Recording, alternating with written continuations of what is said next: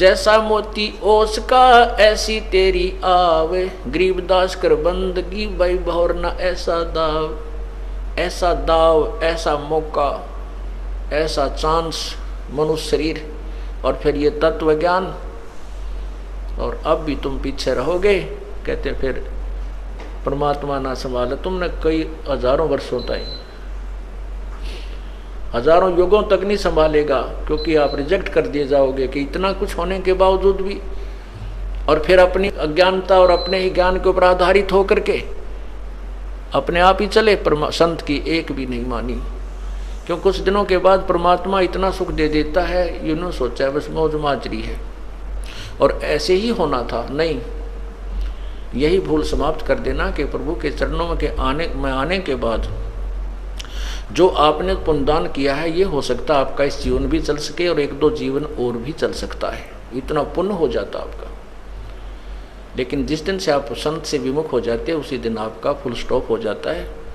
आप जो परमात्मा की मर्यादा को भंग कर देते हो, अपने मनमुखी शुरू हो जाते हो, उसी दिन से आपकी भक्ति पर फुल स्टॉप लग जाता है आगे की। जब तक आप पुनः उपदेश प्राप्त नहीं कर लेते, उपदेश प्राप्त कर लेने मात्र से भी नाम नहीं जुड़ जाता। परमात्मा कहते हैं इन बातों क्या पाइए कर सतगुर नजर निहाल, राजी कर सतगुर रूठे नू।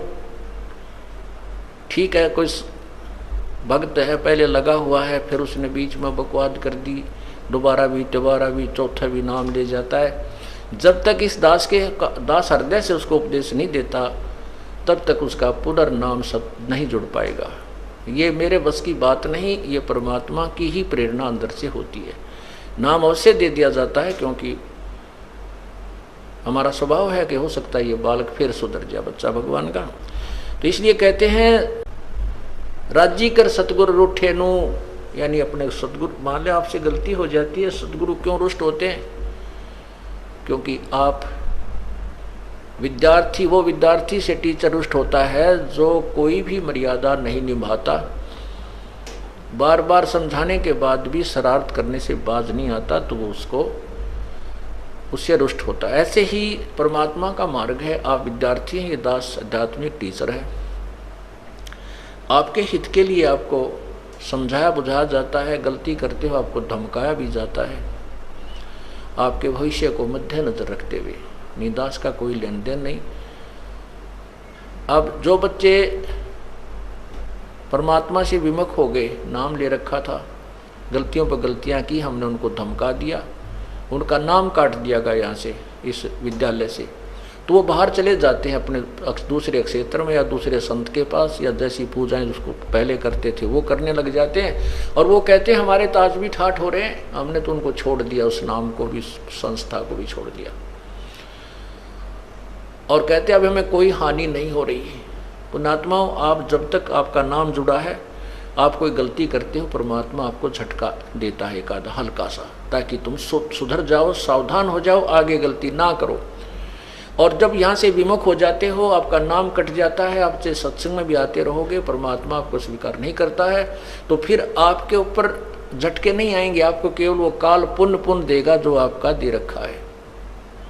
जैसे विद्यार्थी, जो बच्चा स्कूल में आता है, गलती करता, टीचर उसको पीटता भी है, एक आधा थप्पड़ भी मार दे, खुड़कावत धमकाता भी है, और जब वो बच्चा स्कूल छोड़कर चला जाता है, फिर चाहे वो गधे पर बैठ कर बारी लेता रहे, कहीं घूमता रहो, कहीं खेलो, वो टीचर उसको कुछ नहीं कहेगा, उसके साथ से निकल जाएगा। वो कितनी शरारत कर रहा हो, वो नहीं, टीचर नहीं बोलेगा उससे, क्योंकि अब उसका विद्यार्थी नहीं रहा।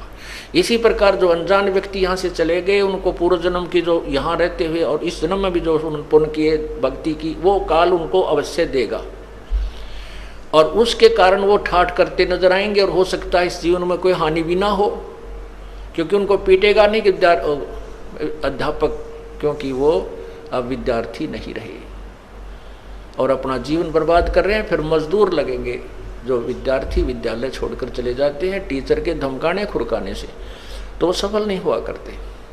तो इसी प्रकार हमने उस परमात्मा की भक्ति करनी है। तो क्या कहते हैं,